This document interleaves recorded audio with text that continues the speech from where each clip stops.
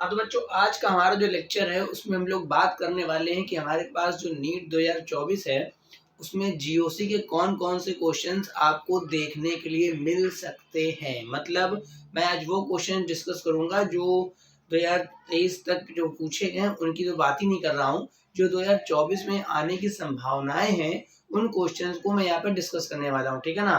तो ये मेरे पास पहला क्वेश्चन लिखा है जीओसी की बात करूंगा। अभी तो टॉपिक जीओसी का लास्ट लेक्चर है तो इसी की बात करता हूँ, ठीक है ना।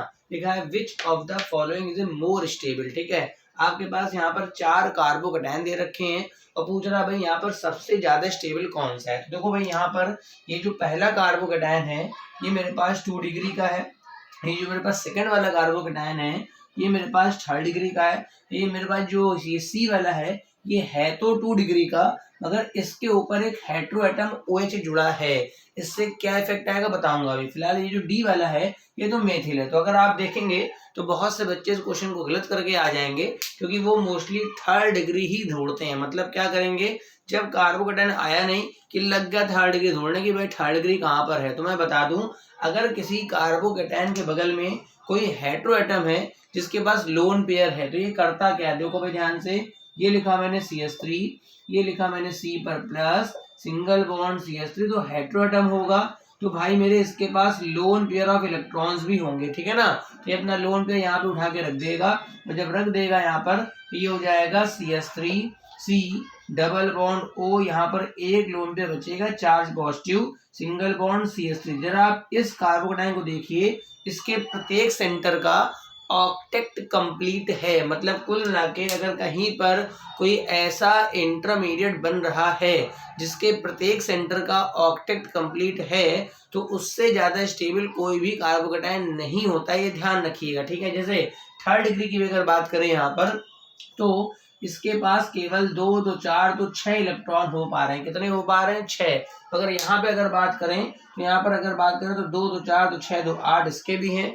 O पे प्लस चार्ज है मगर 3 बॉन्ड बने और एक लोन पेयर अभी भी इसके पास कितने 8 हैं। तो ये जो आपका C ऑप्शन है ये मेरे पास मोस्ट स्टेबल कार्बोकैटायन है। नोट कर लीजिए फटाफट जल्दी से। अब देखिए सेकंड क्वेश्चन मेरे पास क्या लिखा है the intermediate of half man bromide reaction. मतलब मेरे को पूछ रहा है कि जो हम लोग पढ़ते हैं हाफ मैन ब्रोमाइड रिएक्शन वो क्या होती है। हम लोग कोई एमाइड लेके चलते हैं और एमाइड की रिएक्शन कराते हैं, हम लोग ब्रोमीन के साथ कराते हैं, KOH के साथ कराते हैं, CO हट जाता है और मेरे पास प्राइमरी एमीन आ जाता है, यहाँ वाटर भी प्रेजेंट होता है, ठीक है। तो वही पूछ रहा है कि भाई इस रिएक्शन का अगर आपको इंटरमीडिएट पता है तो वो बता दीजिए। तो मैं बता दूं, हाफ मैन ब्रोमाइड रिएक्शन जब चलती है, आपने जहां भी कोचिंग करी होगी जो भी पढ़ा होगा वहां मैकेनिज्म वगैरह बताई गई होगी, ठीक है। तो इसमें जो इंटरमीडिएट बनता है वो RN double bond C double bond O, इसका नाम होता है आइसोसायनेट। इसका नाम क्या होता है बेटा? आइसोसायनेट। आपका R लगा है तो आप आगे एल्किल जोड़ सकते हैं। क्या जोड़ सकते हैं इसके आगे? एल्किल, ठीक है।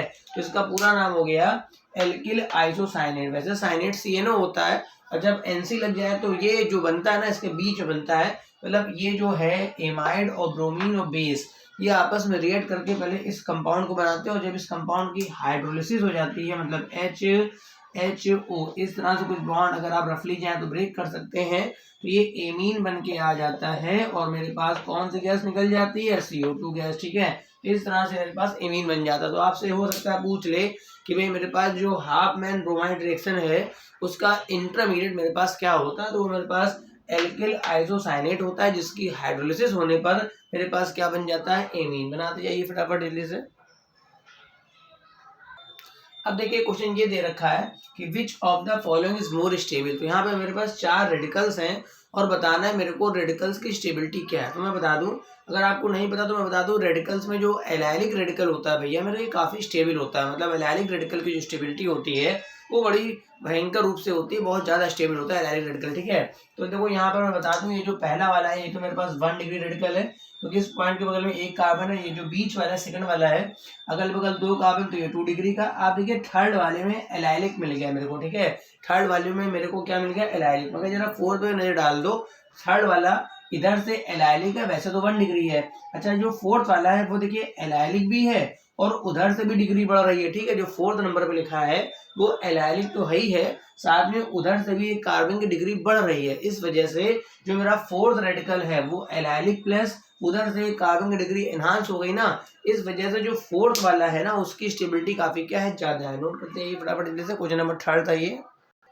एक क्वेश्चन तो ये पूछा गया है कि which of the following is more acidic, मतलब इन चारों कंपाउंडों में ज्यादा एसिडिक कौन। तो मैं बता दूं, बेंजीन रिंग पर आपको पता होगा जो मेसोमेरिक इफेक्ट होगा वो आर्थो और पैरा पे लगता है, ठीक है। और जो इंडक्टिव इफेक्ट होता है वो सभी जगह पे लगता है, केवल डिस्टेंस के साथ थोड़ा सा कम होता जाता है, ठीक है।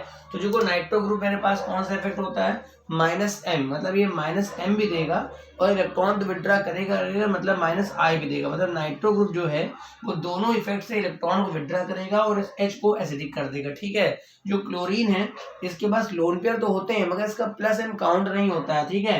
तो ये केवल -I से ही इलेक्ट्रॉन विड्रा करेगा और जितना एसिडिक ये कर रहा है क्योंकि ये दो इफेक्ट से खींचेगा उतना ये नहीं कर पाएगा। भाई मेथिल की बात करें तब तो ये प्लस हाइपर कॉन्जुगेशन यानी +I से देता भी है, या ऐसे बोल दो हाइपर कॉन्जुगेशन से देगा, तो कहीं ना कहीं वो एसिडिटी को कम कर रहा होगा। और लास्ट वाले की बात करें तो जो NO2 होगा इलेक्ट्रॉन विड्रा तो करेगा मगर चूंकि मेटा पे लग गया है तो मेटा पे लग जाने की वजह से केवल -I से ही विड्रा करेगा, ठीक है। मेटा पे लग जाने की वजह से केवल किससे विड्रा करेगा, -I से।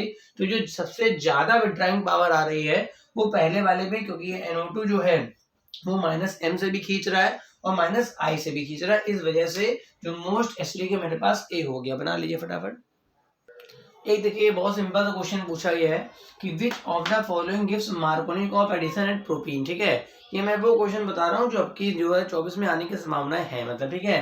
फिर इसमें से प्रोपीन पर कौन सा मेरे पास, सॉरी एंटी मार्कोनिकॉफ होगा, कौन सा मेरे पास, नहीं मार्कोनिकॉफ ही कर, एंटी मार्कोनिकॉफ कर लीजिए। कौन सा मेरे पास एंटी मार्कोनिकॉफ एडिशन देता है, ठीक है ना।